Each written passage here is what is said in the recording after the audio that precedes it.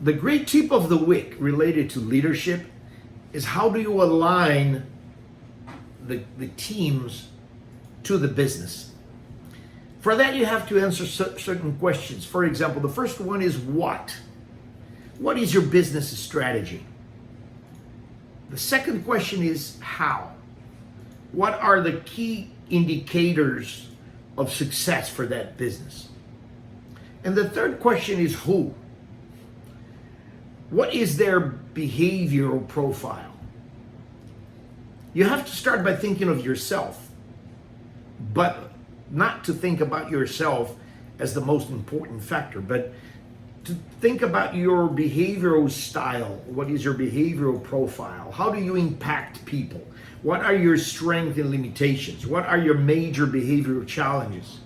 And the most important thing is self-awareness. You have to know yourself better. As I mentioned before, we always think that we know ourselves, and that's a big, big mistake. And how do you understand the others?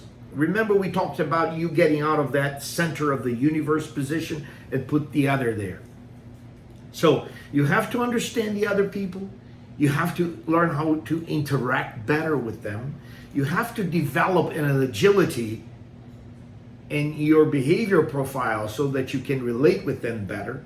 And you have to develop a good strategy to establish good relationships.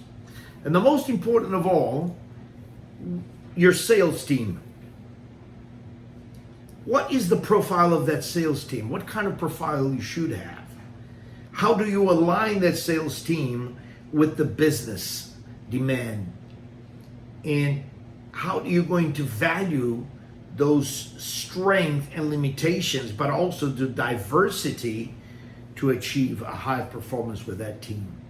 Remember, I mentioned this before, but St. Augustine said, people are how they are and not how you would like them to be.